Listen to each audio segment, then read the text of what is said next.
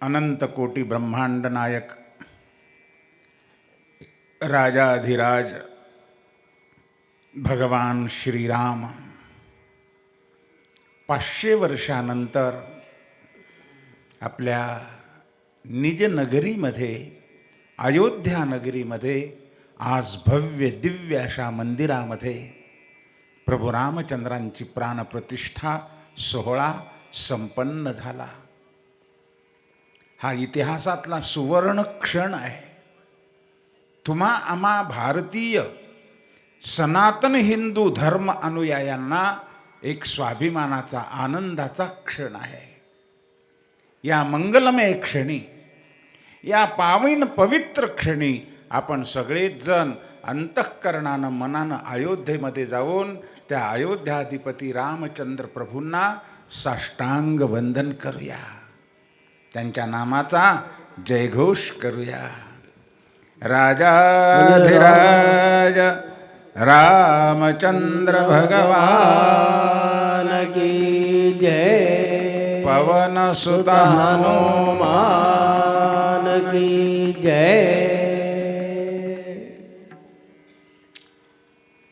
भगवान श्रीरामांचे अनन्य भक्तराज, प्राणप्रिय भक्तराज हनुमानजी महाराजांना साष्टांग वंदन करून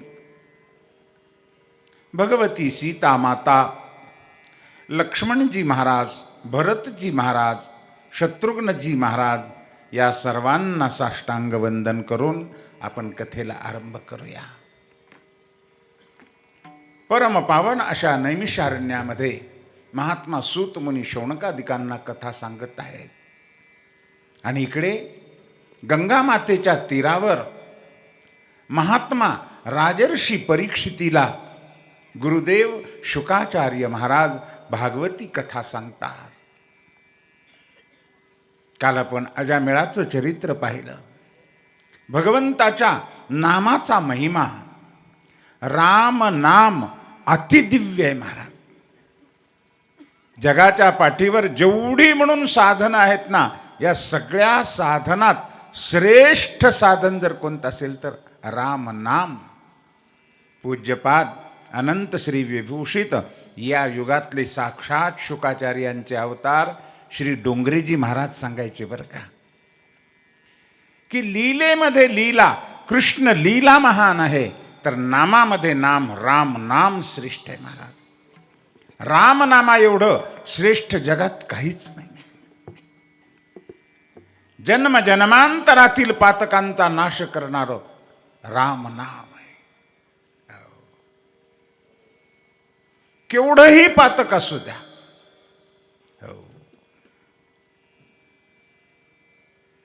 पापाचे कळप पळती पुढे म्हटलेलं आहे। हरी उच्चारणी अनंत पापराशी, जातील लयासी क्षण मात्र। क्षणार्धामध्ये पातकांच्या राशीच्या राशी जळून राख होतात। भगवंताच्या नामाचा महिमा सगळ्या संतांनी गायला आहे। 6 शास्त्र, 4 वेदांनी, 18 पुराणांनी गायलेला आहे। नामाचा महिमा गात। एकदा संत श्री गोस्वामी तुलसीदासजी महाराज, जसं आपल्याकडं महाराष्ट्रामध्ये मराठी भाषेमध्ये शांतीब्रह्म नाथ महाराजांनी भावार्थ रामायण लिहिलंय, तसं श्री तुलसीदासजी महाराज उत्तरेमध्ये हिंदीमध्ये व्रज भाषेमध्ये रामायण लिहितात, ज्याला तुलसी रामायण म्हणतात किंवा रामचरित मानस असं म्हणतात। महान अधिकारी साक्षात्कारी संत तुलसीदासजी महाराज। तुलसीदासजी महाराज म्हणजे प्रत्यक्ष वाल्मिकी महाराजांची पुढचे अवतार आहेत। काय गोड रामकथा लिहिलेली आहे तुलसी रामायणाची तारा। संपूर्ण भारतभर तुलसी रामायणाची कथा चालतात महाराज। या तुलसीदासजी महाराजांनी काशीमध्ये राहत असताना एकदा 1000 ब्राह्मण भोजन घालण्याचा संकल्प केला। आता काशीमध्ये काही अवघड नाही, सगळी जय्यत तयारी झाली, पंक्ती बसल्या, पानं वाढले, ब्राह्मण येत आहेत, पंक्तीला बसत आहेत. इतक्यात काहीतरी गोंधळ झाला, गडबड झाली आणि सगळे बसलेले ब्राह्मण पंक्तीतून उठले आणि पळून निघून चालले. गोस्वामी तुलसीदासजी महाराज येतात, हात जोडतात. का हो बाबा, माझा काही अपराध झाला का? माझ्याकडून काही चुकलं का? तुम्ही जेवण सोडून का निघालात? बसा ना, आता पंक्ती बसायच्यात. तेव्हा त्या ब्राह्मणाने सांगितलं की आमच्या पंक्तीमध्ये आमच्या डाव्या बाजूला बसलेला जो ब्राह्मण आहे ना, हा पापी आहे, यानं ब्रह्महत्या केलेली आहे आणि ब्रह्महत्यारा जर आमच्या पंक्तीला जेवायला बसत असेल तर आम्ही त्या पंक्तीला बसणार नाही. एक तरी आम्ही बसावा असं वाटत असेल तर याला हाकलून द्या, आणि तो जर बसणार असेल तर आम्ही निघून जातो. याच्या पंक्तीला आम्ही बसणार नाही आहे, यानं ब्रह्महत्या केलेली आहे. ऐकल्यानंतर तुलसीदासजी महाराज त्याच्याजवळ येतात. का रे बाबा, हे म्हणतात ते खरं आहे का? तू ब्रह्महत्या केली का? तेव्हा त्यांनी नमस्कार केला तुलसीदासजी महाराजांना आणि सांगितलं, महाराज ते म्हणतात ते खरं आहे, माझ्या हातून ब्रह्महत्या घडली होती. आता नाही आता ब्रह्महत्या गेली जळून. ते म्हणे कसं काय? अहो, काल संध्याकाळी मी तुमचं रामायण ऐकायला आलो होतो. ती रामायण कथा प्रवचन करत असताना तुम्ही सांगितलं की माझ्या रामाचं नाम एवढं पवित्र आहे की एक वेळ जर रामनामाचा उच्चार केला तर करोड करोड ब्रह्महत्या जळून राख होतात, असं तुम्ही काल सांगितलं. आणि त्याच वेळी मी म्हणालो श्रीराम जय राम जय जय राम. मी नामाचा उच्चार केला, राम नाम घेतलं, त्यामुळं माझी पाप ब्रह्महत्या जळून गेली. तुलसीदासजी म्हणाले, खरं आहे, तू निष्पाप झालास, बस आता. ते ब्राह्मणाला म्हणतात, अहो त्याने नामस्मरण केलंय, पाप गेलंय, आता बसायला काही हरकत नाही. तेव्हा ते ब्राह्मण म्हणतात, नाही महाराज, असं तो म्हणतो आणि तुम्ही म्हणतात म्हणून आम्ही ऐकणार नाही, आम्हाला काहीतरी दिव्य करून दाखवा. काय दिव्य करायचं सांगा. आता नैवेद्य वाढलाय, विश्वनाथाचा नैवेद्य झालाय, विश्वनाथाला नैवेद्य दाखवा, नंदिकेश्वराला नैवेद्य दाखवा, आणि तो नैवेद्य जर भगवंतांनी स्वीकारला याच्या हातून तर आम्ही समजू हा निष्पाप झाला.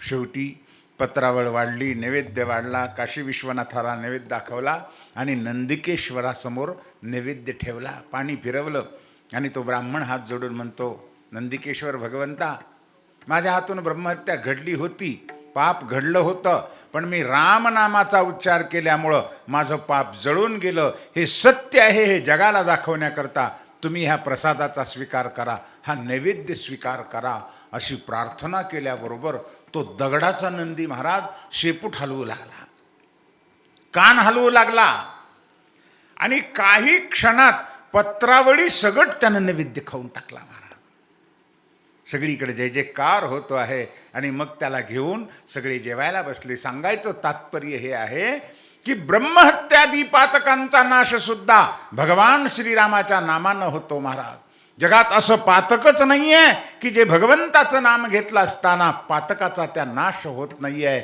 असं अत्यंत पवित्र भगवंताचं नाम, त्या नामाचा महिमा, अजामेळाचं चरित्र, ज्या अजामेळाला अतिपापी असलेला अजामेळ पण भगवंताच्या नामानं तो तरला. तरले तरती हा भरवसा, नामधारकाचा ठसा. भगवंताचं नाम अतिपवित्र आहे, अतिदिव्य आहे, नाम गोड आहे. सद्गुरू ब्रह्मचैतन्य महाराज गोंदवलेकरांना एक भक्त जाऊन प्रश्न करतो, महाराज तुम्ही तर नेहमी सांगता नाम गोड आहे, नाम गोड आहे, पण आम्हाला कधी गोड लागतच नाही. ते म्हणे. महाराजांनी फार गोड उत्तर दिलं, अरे बाबा, घेत राहा म्हणजे गोडी लागते. तुम्ही भजन करतच नाही, नामस्मरण करतच नाही, गोडी कशी लागेल? भजन केल्याशिवाय, स्मरण केल्याशिवाय गोडी लागत नाहीये. म्हणून प्रयत्न करा, अभ्यास करा, नामस्मरण करा, काही दिवसामध्ये निश्चित गोडी लागते. आणि एकदा का नामामृताची गोडी लागली की पुन्हा सगळं जग फिकं वाटतं. महाराज विषयातलं सुख सुखच वाटत नाही आहे, जीवन धन्य होतं. नामाचा महिमा अगाध आहे. गोंदवलेकर महाराजांना एका भक्ताने विचारलं, महाराज नाम कसं घ्यावं हो सांगा बरं. तेव्हा महाराजांनी फार गोड उत्तर दिलं. हातावर पेढा ठेवला त्या भक्ताच्या आणि विचारलं, सांग बरं बाळा, आता हा पेढा कसा खावा, कोणीकडून खावा? खालून खावा का वरून खावा, पूर्वेकडून खावा का पश्चिमेकडून, दक्षिणेकडून खावा? अरे पेढा कोणीकडूनही खा, गोडच आहे. तसं नाम कसंही घ्या, ते गोडच आहे, तारक आहे नाम. म्हणून नाम घ्यायला विधी निषेध नाही आहे. नाम घेत रहा, घेत रहा, पुन्हा पुन्हा घ्या, रटत रहा, न कंटाळता नामस्मरण करा, निश्चित उद्धार झाल्याशिवाय राहणार नाही. त्या नामाचा महिमा भक्तराज प्रल्हादांनी गायलेला आहे. प्रल्हाद तरला. प्रत्यक्ष प्रल्हादाचा पिता हिरण्यकश्यपू नावाचा राक्षस प्रल्हादाला मारण्याकरता टपला होता. तो भगवंताचं भजन करतोस, भजन बंद कर, सोडून दे भगवन. पण तो ऐकत नाहीये. त्याला खूप प्रयत्न केला, विष पाजलं, अग्नीमध्ये जाळलं, तेलामध्ये तळलं, होरपळलं, रगडलं, शस्त्रास्त्रांचे वर्षाव केले, मारण्याचा खूप प्रयत्न केला. पण प्रल्हादाला कोणी मारू शकलं नाहीये, कारण राम नामाचं कवच त्याच्या अंगावर होतं. महाराज, हो, नामाच्या चिंतने पळती 12 वाटा विघ्ने. नामस्मरण करा, सगळी विघ्न नाहीसे होतात. विघ्न अवघेच निरसोनी जाते. भगवंताच्या नामानं जीवनातले सगळे संकट टळतात महाराज. आपण मृत्यू टळतो. नामस्मरणाच्या योगानं अमंगल जरी असलं तरी नाम घेतलं की मंगल होतं महाराज. अशुभतया पुढे शुभ होनी ठाके. एखादी घटना अशुभ घडायची असेल आणि तुम्ही जर नामस्मरण कराल तर ती शुभ होऊन येते महाराज. अमंगलाचं मंगल होतं नामस्मरणानं. जीवन कृतार्थ होतं नामस्मरणानं. प्रल्हाद तरला. भगवंतांनी त्या प्रल्हादाकरिता जडस्तंभातून नरसिंह रूप प्रगट केलं आणि प्रल्हादाचं रक्षण केलं. त्या नरसिंहाची अवतार कथा सप्तम स्कंदात गायलेली आहे. आता अष्टम स्कंदाला आरंभ होतोय. शुकाचार्य महाराज आरंभी गजेंद्र मोक्षाची कथा सांगतात. राजन, हा गजेंद्र सरोवरामध्ये स्नान करत असताना नकरानं पकडला असताना सगळ्यांना हाक मारतोय, कोणी सोडवायला येत नाही. शेवटी आर्त हृदयानं भगवंताला आरुळी देतोय. भगवान क्षणार्धात येतात, धावून येतात आणि त्या गजेंद्राला संकटातून मुक्त केलंय. आपल्या हातातलं सुदर्शन चक्र सोडलं, त्या नकराचा उद्धार केला, नकराला ठार मारलं आणि चक्राचे द्वारा नकराचाही उद्धार केला आणि सुदर्शनाचे द्वारा गजेंद्राचाही उद्धार केला. गजेंद्र मुक्त झाला. गजेंद्राची मोठी गोड कथा शुकदेवजी महाराज अष्टम स्कंदात सांगतात. पुढे समुद्र मंथनाची कथा आलेली आहे, जिथे भगवंताने 3 अवतार घेतलेले आहेत. कूर्म भगवान की जय. कासवाचं रूप घेऊन समुद्र मंथन करण्याकरता सहाय्य केलं. तिथे आणखी एक धन्वंतरीचं रूप घेतलं आणि अमृताचा कलश घेऊन भगवान आलेले आहेत. तो अमृताचा कलश दैत्यांनी हिरावून घेतला असताना दैत्याला मोहित करण्याकरता 3रा अवतार मोहिनी राज भगवान बनलेले आहेत. आणि मोहिनीचं रूप घेऊन त्या दैत्याला मोहित करून ते अमृत देवांना पाजलेलं आहे, देव कार्य केलेलं आहे. ती समुद्रमंथनाची कथा. समुद्रमंथन करताना अमृत तर यायचं तिकडेच गेलं, पण पहिल्यांदा विषच निघालं महाराज. हलाहल विष सगळ्या जगाला जाळू लागलेलं आहे. आता काय करावं? सगळे देव भगवान शंकरांना प्रार्थना करतात आणि भगवान शंकरांनी ब्रह्मांडावर दया केली महाराज. आणि ते विष ओंजळीमध्ये घेतलं आणि सगळं पिऊन टाकलं. ते विष पिल्यानंतर जग वाचलं, पण भगवान शंकरांच्या अंगाचा दाह होऊ लागला महाराज. काळा निळा झाला कंठ. हो, म्हणून तेव्हापासून भगवान शंकरांचं नाव निळकंठ पडलं. आपण म्हणतो की नाही, देवी दैत्य सागर मंथन पै केले, त्या माझे अवचित हळहळ सापडले, ते तू आसुरपणे प्राशन केले, नीलकंठ नाम प्रसिद्ध झाले. भगवान शंकरांचं नाव नीलकंठ पडलं. आग पडते सगळ्या अंगाची. जगाला जाळणारं ते हलाहल विश्व तो महाराज साधारण नाही आहे. आता काय करावं? भगवान शंकर नाना प्रकारचे औषधं घेतात, पण ती आग काही शांत होत नाही आहे. आग पडली आहे अंगाची, थंड वाटावं म्हणून थंडगार गंगा मैया मस्तकावर घेतली महाराज. गंगा खूप थंड आहे बरं का. अलीकडं काशीला प्रयागराजला वगैरे आल्यानंतर तेवढी थंडी जाणवत नाही आहे. तुम्हाला गंगेचं स्वरूप काय पाहायचं आहे तर उत्तर काशीच्या पुढे जा. गंगोत्री जमुनोत्री ज्याला म्हणतात, त्या गंगोत्रीला जा. त्या गंगा मैयामध्ये हात जर घातला, आमचा हात गारठून जातो महाराज. नसा थिजून बसतात, रक्तवाहिन्या गोठतात. हो, त्या गंगोत्रीच्याही पुढे 10-15 किलोमीटरवर गोमुख आहे, आणि ज्या गोमुखातून गंगा मैया प्रगट होते तिथं तर महाराज इतकं थंड पाणी आहे की आपण ते स्नान करूच शकत नाही. अशी एवढी थंडगार असणारी गंगा मस्तकावर धारण केली, पण तरी सुद्धा आग काही शमत नाही आहे, आग शांत होत नाही आहे. शेवटी आणखी भगवंताने उपाय केला. भगवान शंकर आकाशातला चंद्रमा उचलतात आणि आपल्या कपाळावर धारण करतात. अर्धचंद्र कपाळावर धारण केलेला आहे. चंद्रमौळी म्हणतात भगवान शंकरांना. का? मस्तकावर तो चंद्र धारण केला, कारण चंद्र शीतल आहे. कितीही उन्हानं तापलेली तप्त झालेली पृथ्वी असू द्या, पण रात्री चंद्राचा उदय झाला की पृथ्वी शांत होते. जगाचा दाह, जगातली उष्णता घालवण्याचं कार्य चंद्रमा करतो. चंद्रमा शीतल आहे, चंद्रमा शांत आहे. आपली आग शमावी म्हणून भगवान शंकर आपल्या कपाळावर त्या चंद्राला धारण करतात, पण तरी सुद्धा आग काही शांत होईना महाराज. अंगाची आग होते, लाही लाही होते. काय करावं आता? अनेक उपाय झाले. शेवटी भगवान शंकर ती आग शमविण्याकरिता, शांती प्राप्त होण्याकरता एकच करतात. शतकोटीचे बीज वाचे उच्चारी. शतकोटी रामायणाचं मूळ बीज असलेला राम मंत्र आपल्या मुखामध्ये धारण करतात, राम नाम धारण करतात, आणि रामनामाचा स्वीकार केला, रामनामाचा जप केला की सगळी आग शांत झाली. आणि तेव्हापासून भगवान शंकर काशीमध्ये जो जीव येईल आणि काशीमध्ये मरेल ना, तेव्हा मरताना त्या जीवाच्या कानामध्ये भगवान विश्वनाथ येऊन राम मंत्राचा उपदेश करतात. म्हणून रामनामाला तारक ब्रह्म म्हटलेलं आहे. श्रीराम जय राम जय जय राम हा मंत्र तारक ब्रह्म आहे.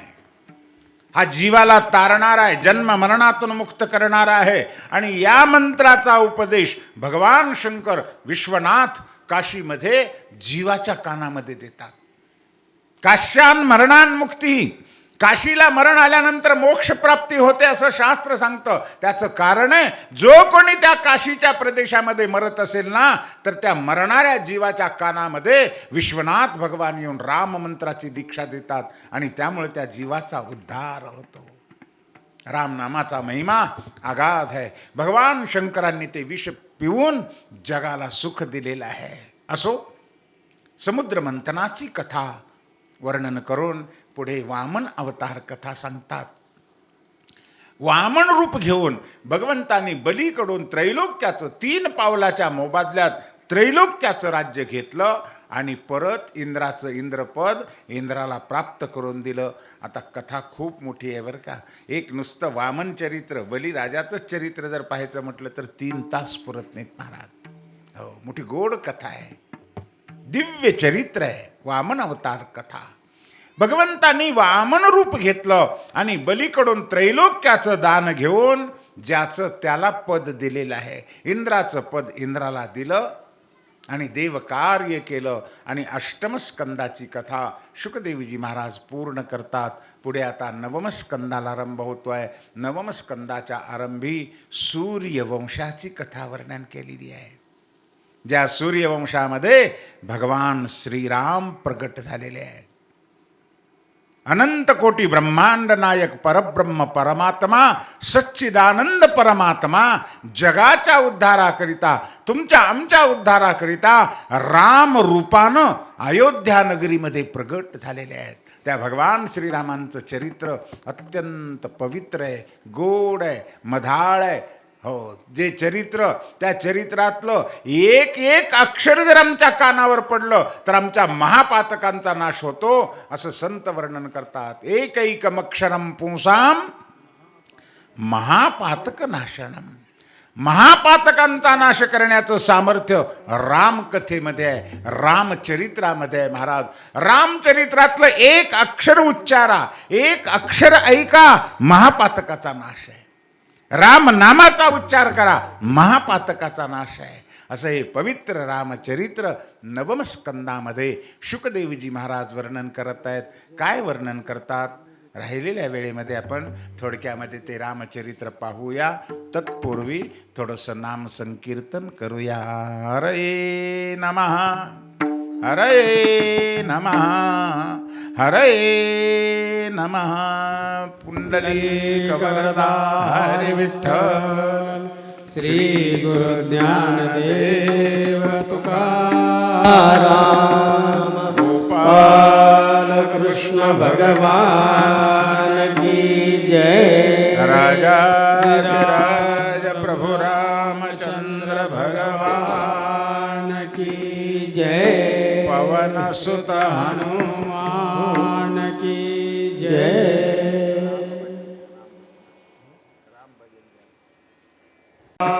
राजा राम राम राम सीता राम राम राम. राजा राम राम राम सीता राम राम राम. राजा राम राम राम सीता राम राम राम. राजा राम राम राम सीता राम राम राम. राजा राम राम राम सीता राम राम राम. राजा राम राम राम सीता राम राम राम. राजा राम राम राम सीता राम राम राम. राजा राम राम राम सीता राम राम राम. राजा राम बोला राम बोला सर्वांनी भजन म्हणा. राम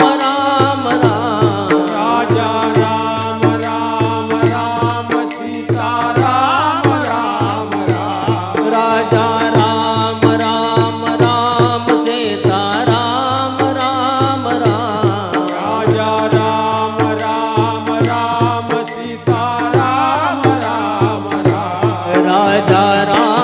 राम राम सीता राम राम राम. राजा राम राम राम सीता राम राम राम. राजा राम राम राम सीता राम राम राम. राजा राम राम राम सीता राम राम राम. राजा राम राम राम सीता राम राम राम. राजा राम राम राम सीता राम राम राम. राजा राम राम राम सीता राम राम राम. राजा राम राम राम सीता राम राम राम.